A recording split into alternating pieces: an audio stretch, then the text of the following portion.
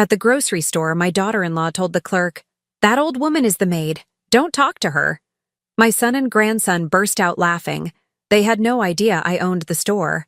That same day, I canceled the inheritance. I'm glad to have you here.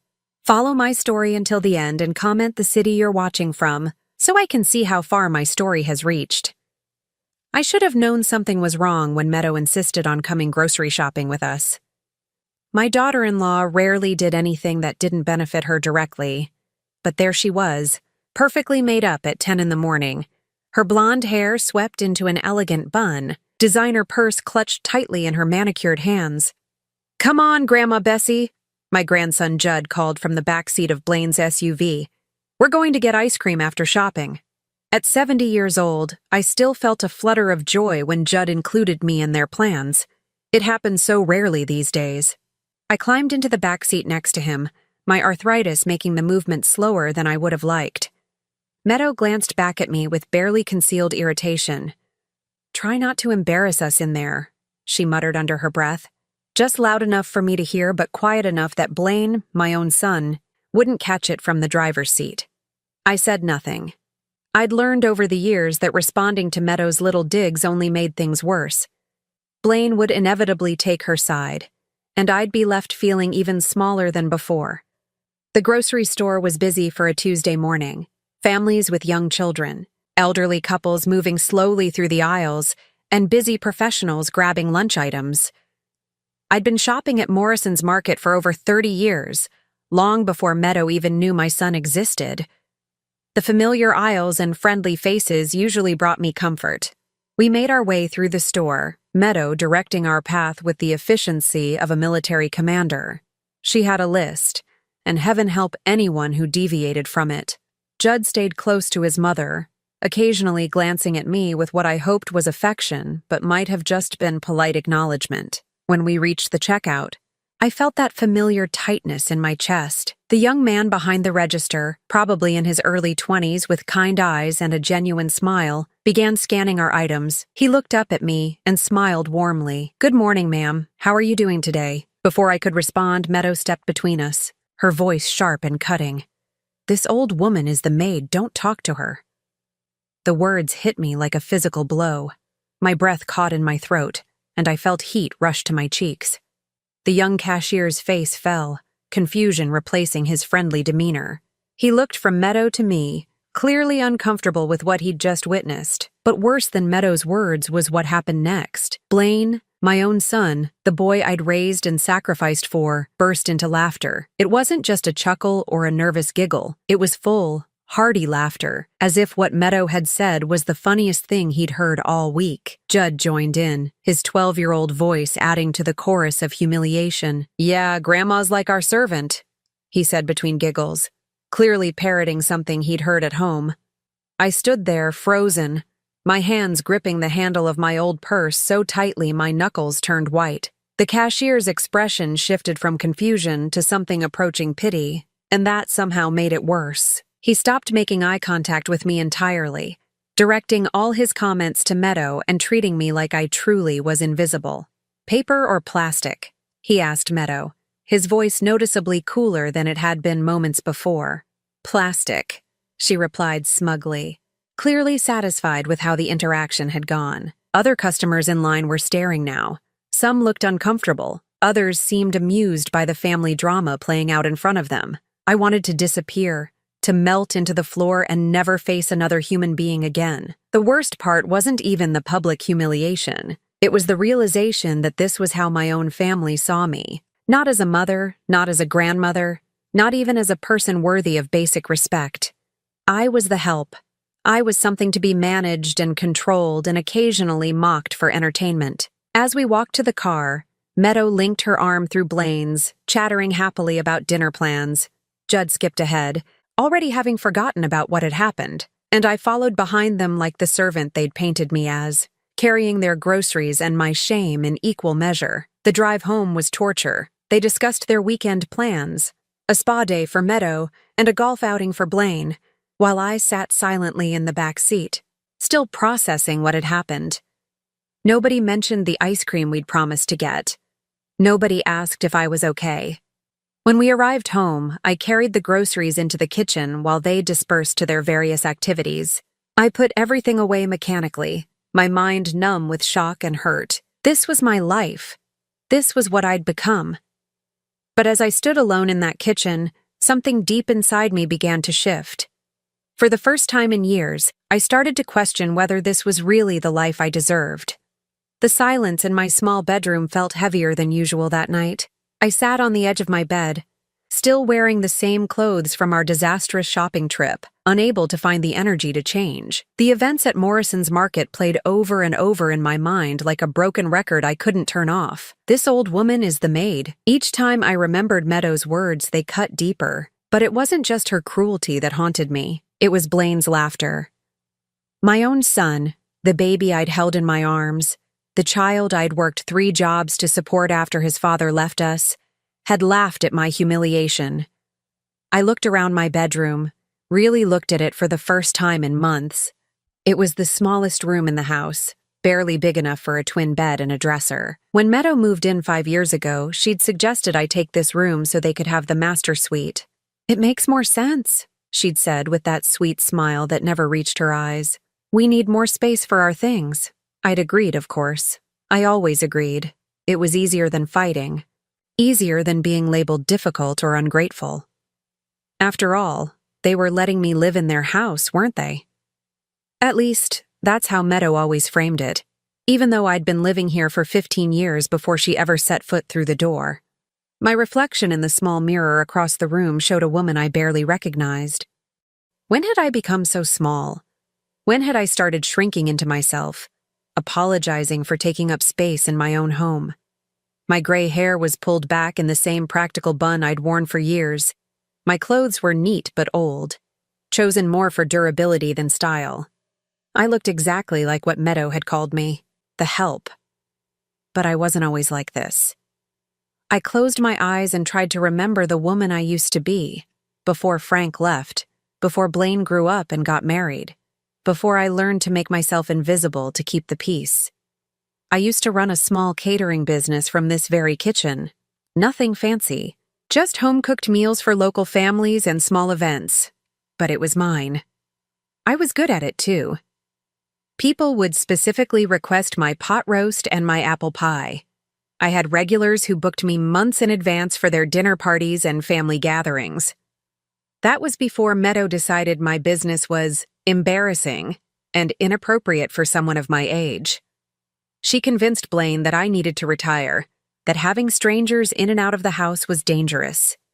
One by one, she found reasons why I couldn't take on new clients. Too much mess in the kitchen, too much noise, too much disruption to their lives. Within a year of her moving in, my business was gone, and with it, my independence and sense of purpose. I became what she wanted me to be, the live-in babysitter and housekeeper who worked for room and board. But tonight, sitting in the darkness of my tiny room, I remembered something else. Something I'd almost forgotten in my daily routine of cooking, cleaning, and staying out of the way. I walked to my closet and moved aside the old coats and dresses I rarely wore anymore.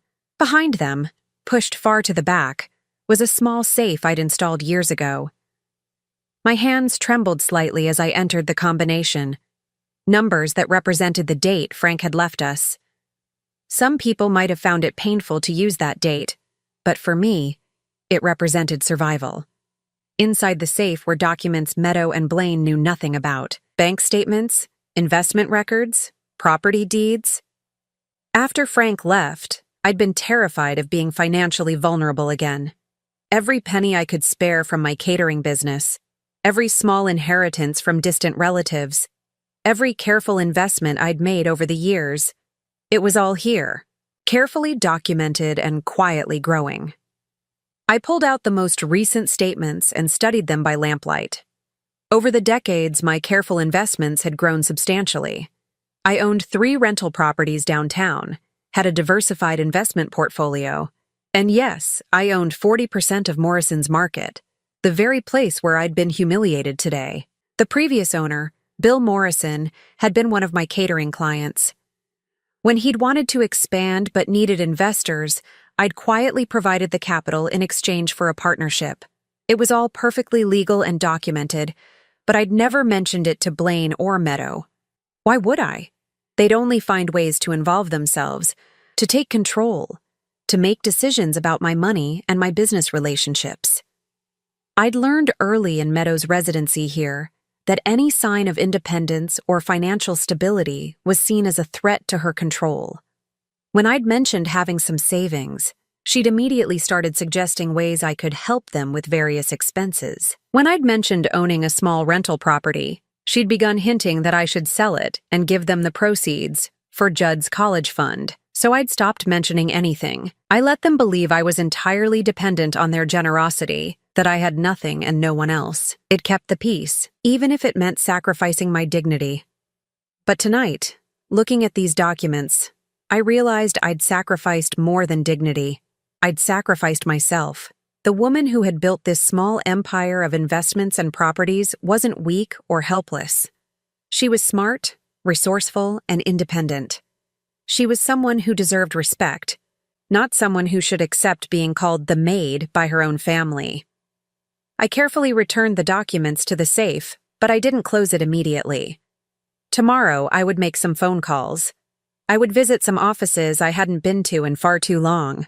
I would start remembering who I really was underneath all these years of trying to be what they wanted. As I finally changed into my nightgown and prepared for bed, I caught my reflection in the mirror again. This time, I didn't see a victim. I saw a woman who had been playing a role for so long she'd forgotten it was just an act. But every performance had to end sometime. 3 days after the grocery store incident, I was returning from my afternoon walk when I heard voices coming from the living room. The front door was slightly ajar, and Meadow's distinctive laugh carried through the house. She was entertaining again, which meant I was expected to make myself scarce until her guests left.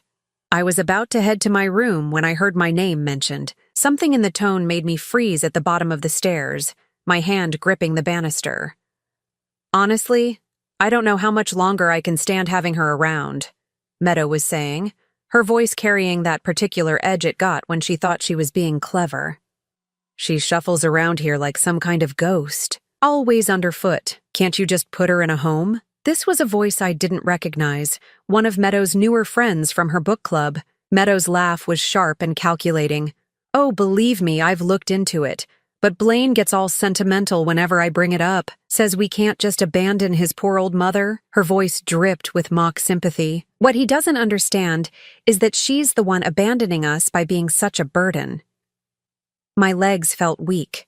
I pressed myself against the wall, hidden from view but close enough to hear every word.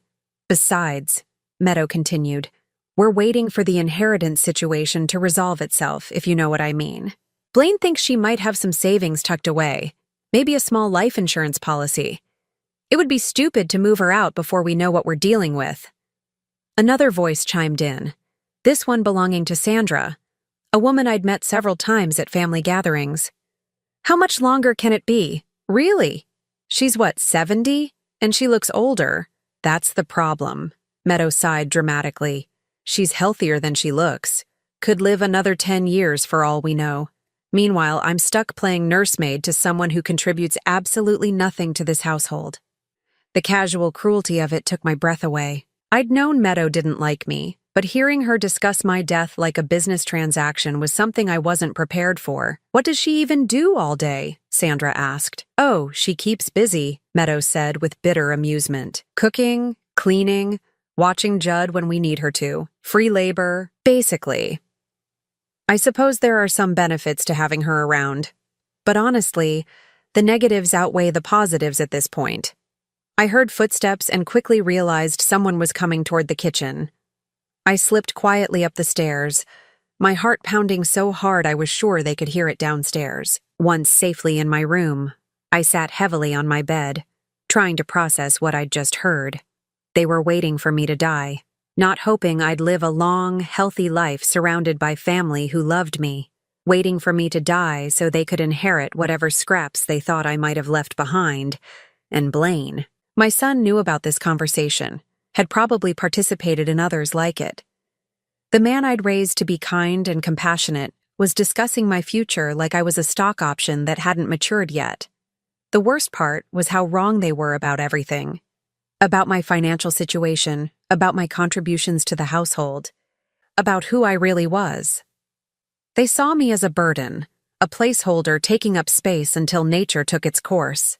They had no idea that the old woman they were so eager to dispose of was actually in a position to change all their lives with a single phone call. Later that evening, after Meadow's friends had left and the house had settled into its usual routine, I made dinner as always. Blaine ate without looking up from his phone. Meadow picked at her food while scrolling through social media, and Judd wolfed down his meal before disappearing upstairs to play video games. "This chicken is a little dry," Meadow commented, not quite looking at me. "Maybe use less seasoning next time." I nodded silently, though the chicken was perfectly moist and seasoned exactly the way I'd been making it for decades. Meadow's criticism had nothing to do with the food and everything to do with establishing dominance. It was her way of reminding me of my place in the hierarchy. As I cleared the dishes, I listened to them discuss their weekend plans: a wine tasting for Meadow and her friends, a fishing trip for Blaine. Judd would stay with me, of course, which meant I'd spend my weekend entertaining a 12-year-old while they enjoyed their leisure time. "Mom," Blaine said suddenly, the first time he'd addressed me directly all evening. "Meadow and I have been talking about getting the house painted this spring. We'll need you to pack up your room so the painters can get in there." It wasn't a request. It was an instruction disguised as information. "Of course," I replied automatically. "Whatever you need." Meadow smiled with satisfaction, clearly pleased with my compliance. "It shouldn't take more than a day or two.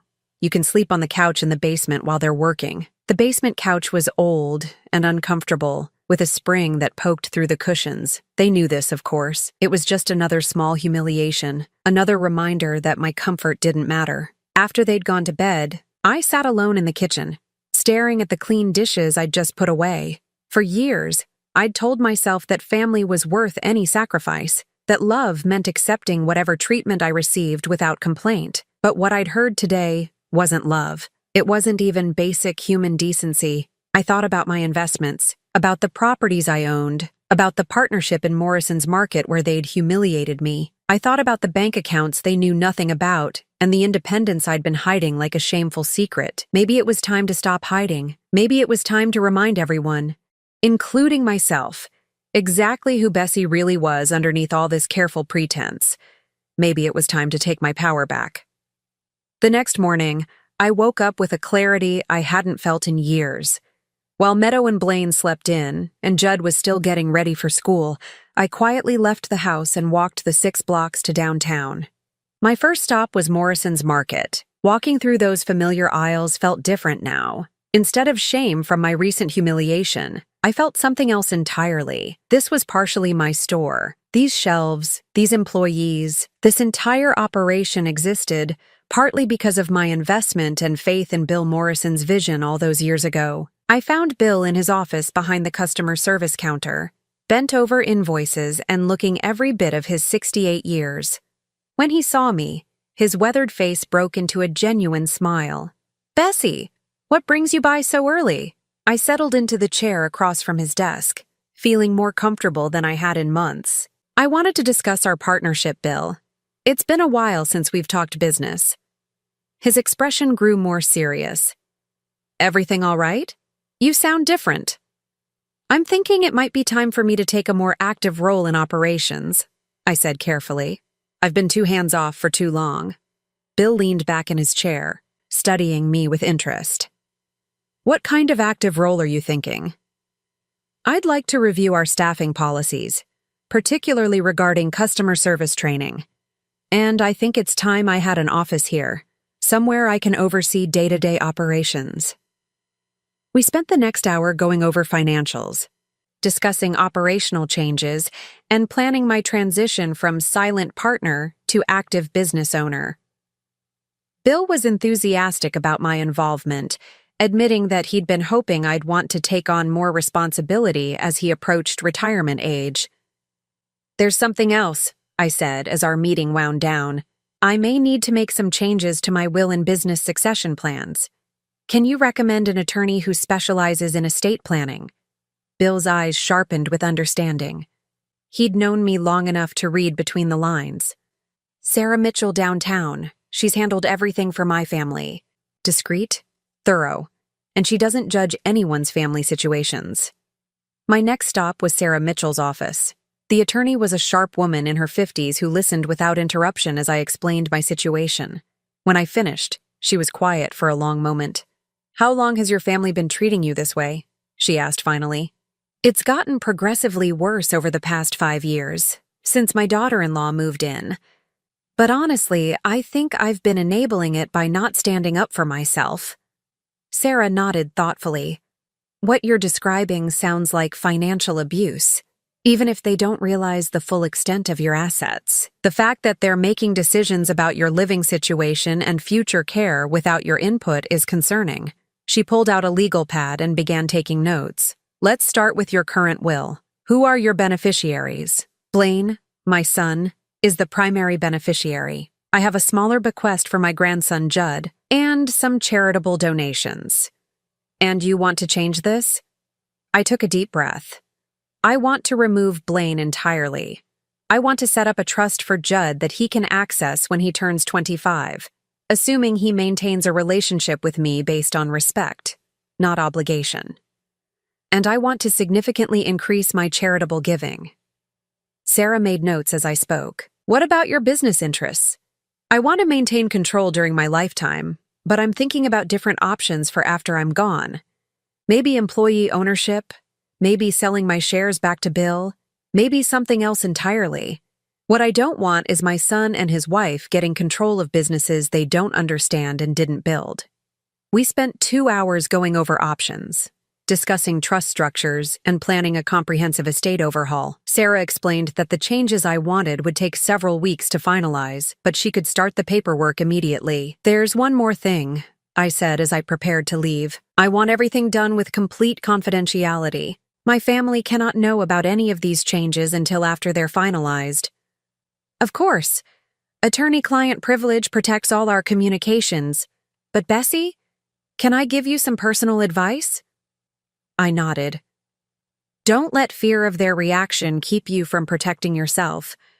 You have every right to change your mind about your legacy, especially if your beneficiaries are treating you poorly. Your money is yours to do with as you see fit." Walking home, I felt lighter than I had in years. For the first time since Meadow had moved in, I was taking action instead of just enduring. I was remembering that I had choices, that I didn't have to accept whatever treatment they decided to give me.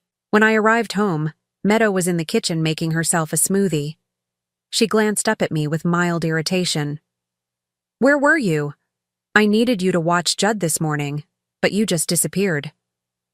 "I had some errands to run," I replied calmly. "Business matters." She looked puzzled. "What kind of business matters?" "Personal affairs," I said, moving to start lunch preparation. Meadow's frown deepened. "What personal affairs? You don't have any business." I continued chopping vegetables, not responding to her probing. For once, her confusion didn't bother me. In fact, I found it almost amusing. She was so certain she knew everything about my life, so confident in her assumption that I was nothing more than a dependent old woman with no resources or options. "Bessie," her voice carried a note of warning now, "I asked you a question." I looked up at her, meeting her eyes directly for perhaps the first time in years. And I answered it. I had personal business to attend to. Something in my tone must have surprised her because she stepped back slightly, her smoothie forgotten. "Well," she said after a moment, clearly flustered, "next time you need to let someone know where you're going. We worry when you just disappear." I almost laughed at that.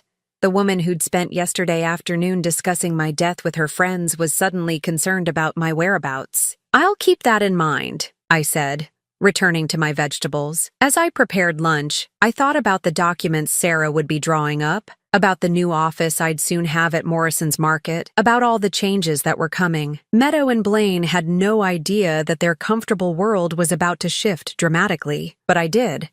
And for the first time in years, I was looking forward to tomorrow. 2 weeks had passed since my visits to Bill and Sarah, and the legal papers were finally ready. I'd spent those days observing my family with new eyes, watching their casual cruelty and entitled assumptions with a detachment that surprised me. Every dismissive comment, every order disguised as a request, every moment they treated me like hired help only strengthened my resolve. This morning felt different. There was a weight to it, like the air before a thunderstorm. I made breakfast as usual, served it without comment, and watched as they ate without acknowledging my efforts. Blaine scrolled through his phone. Meadow planned her day aloud, and Judd ate quickly before rushing off to catch his school bus. At precisely 10 o'clock, there was a knock at the front door. Meadow looked up from her magazine with annoyance. "Are you expecting someone?" she asked me accusingly, as if any visitor to the house must be my responsibility. "I'll get it," I said calmly, smoothing my hands over my apron. Sarah Mitchell stood on the porch, professional and composed in her navy suit, carrying a leather briefcase. Behind her was a younger man I didn't recognize. "Good morning, Mrs. Harrison. I'm here to deliver some documents we discussed." Meadow appeared behind me almost immediately, her curiosity overriding her usual disregard for my activities. "Who is this?" she demanded. "This is my attorney, Sarah Mitchell," I said, stepping aside to let them in. "And I believe you have something for me?" Sarah nodded, opening her briefcase and withdrawing a thick envelope. "The documents you requested, all properly executed and filed. And this is James Morrison, Bill Morrison's son, and the attorney handling the business transfer paperwork." "Business transfer?" Meadow's voice had risen an octave. "What business transfer?" I took the envelope from Sarah, feeling its weight in my hands. Years of careful planning, decades of quiet investments, and a lifetime of underestimation had led to this moment. "Perhaps we should all sit down," I suggested, leading them to the living room. Blaine emerged from the kitchen, drawn by the unusual activity. His face showed confusion as he took in the two attorneys, the formal atmosphere, and his mother holding official-looking documents. "Mom, what's going on?" he asked, settling onto the couch next to Meadow. I remained standing, the envelope still unopened in my hands. "I thought it was time you both knew the truth about our family's financial situation." Meadow's eyes narrowed. "What are you talking about?" 3 weeks ago, you called me the maid in front of strangers," I said quietly. "You laughed when the cashier treated me with disrespect. You've spent years making me feel like a burden, like someone whose only value was in the unpaid labor I provided." "Mom," Blaine started, but I held up my hand. "Let me finish. Last week I overheard you discussing my death with your friends, Meadow, talking about how much longer you'd have to deal with me, and speculating about what little inheritance I might leave behind." Meadow's face flushed red. "You were eavesdropping.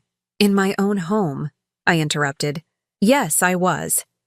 And what I heard made me realize that you have no idea who I actually am." I opened the envelope and pulled out the first document.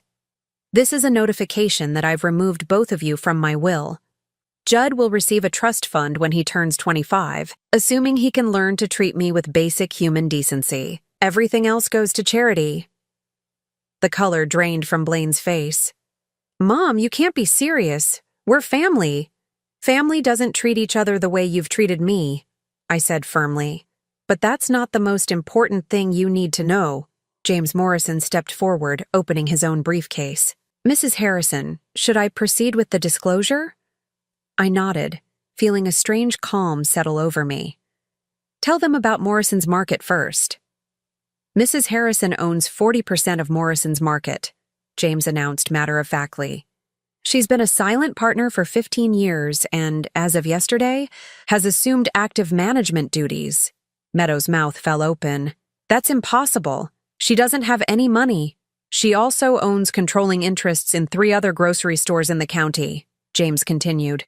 4 rental properties downtown, and a successful property management company that oversees 12 commercial buildings. The silence in the room was deafening. I watched as the reality of my words sank in, as years of assumptions crumbled before their eyes. "How much?" Blaine whispered. "How much are we talking about?" Sarah consulted her notes. "Liquid assets, business holdings, and real estate portfolio combined?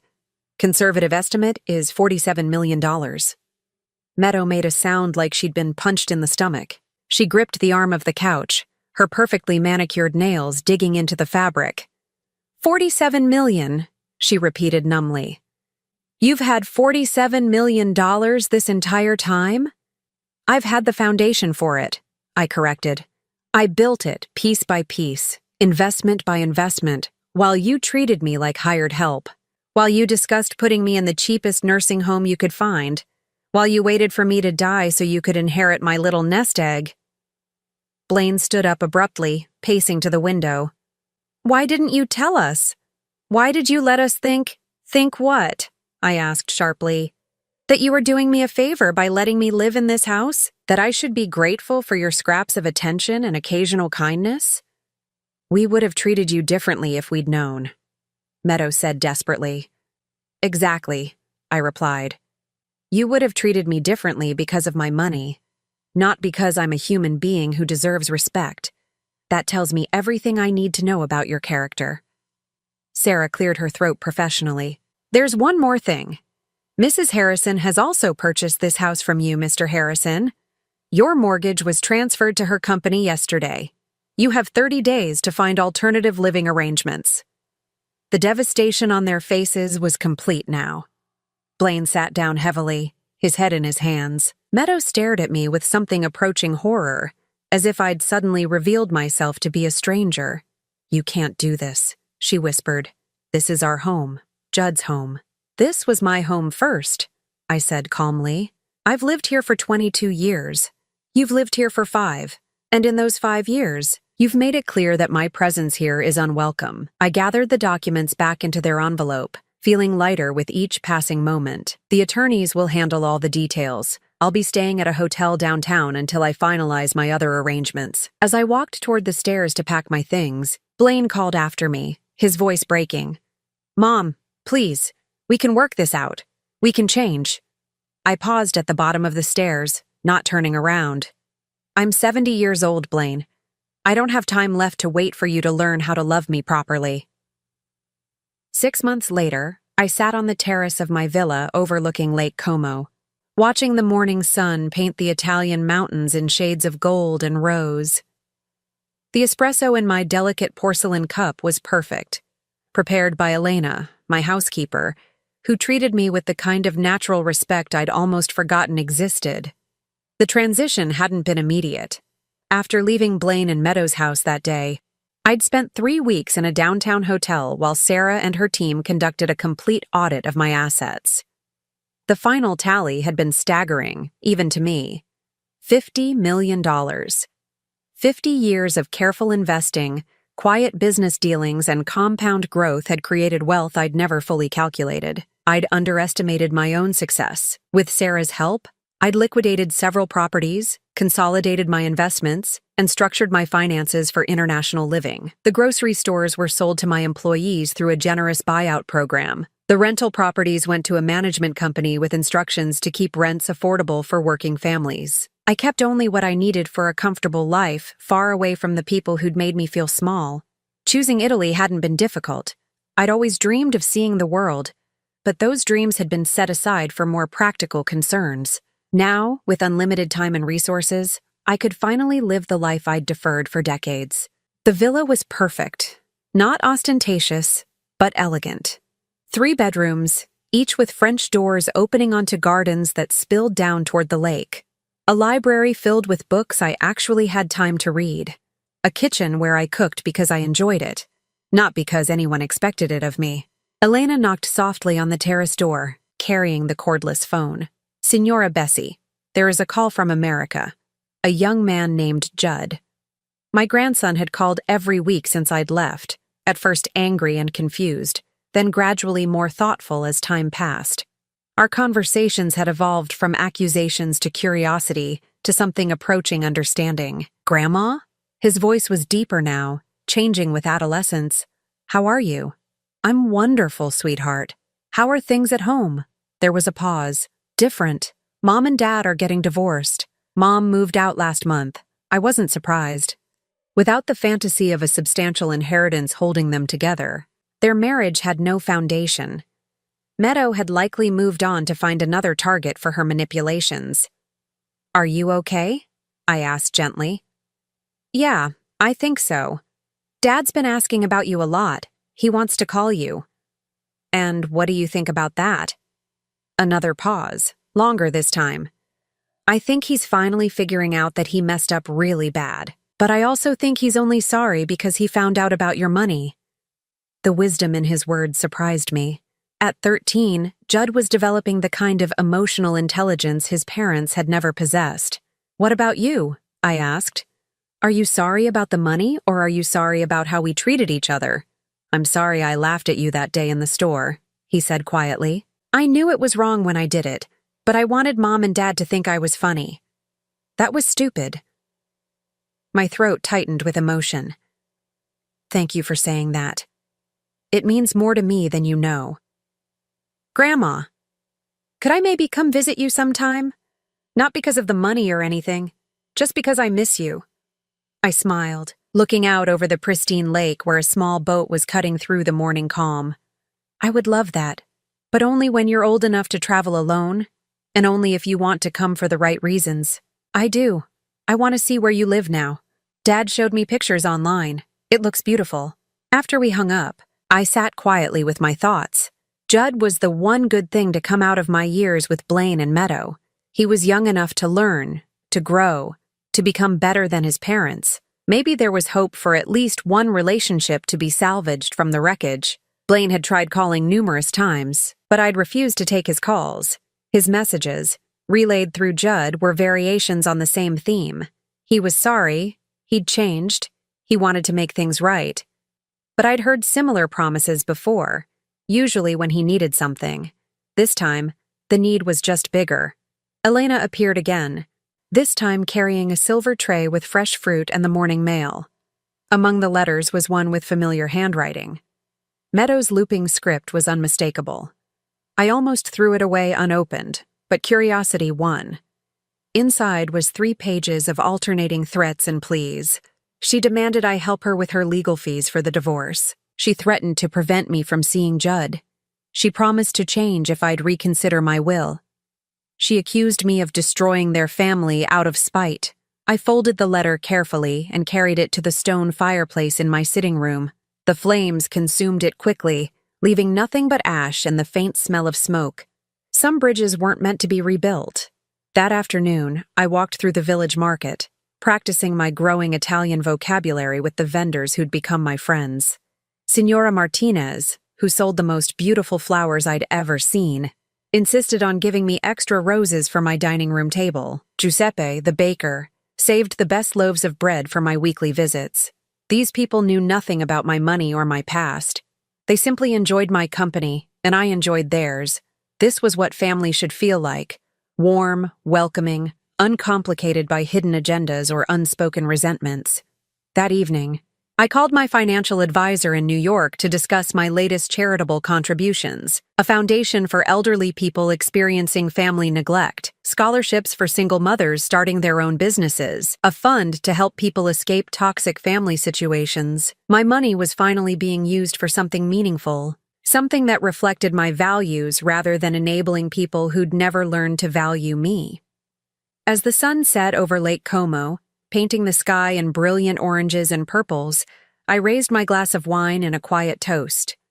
To second chances, to late-blooming independence, to the radical act of choosing yourself when no one else will. I was 70 years old, and my real life was just beginning. The woman who'd been called the maid in a grocery store 6 months ago was now living like the queen she'd always been inside. And the best part? This was just the beginning of my story, not the end. Now I'm curious about you who listened to my story. What would you do if you were in my place? Have you ever been through something similar? Comment below. And meanwhile, I'm leaving on the final screen 2 other stories that are channel favorites, and they will definitely surprise you.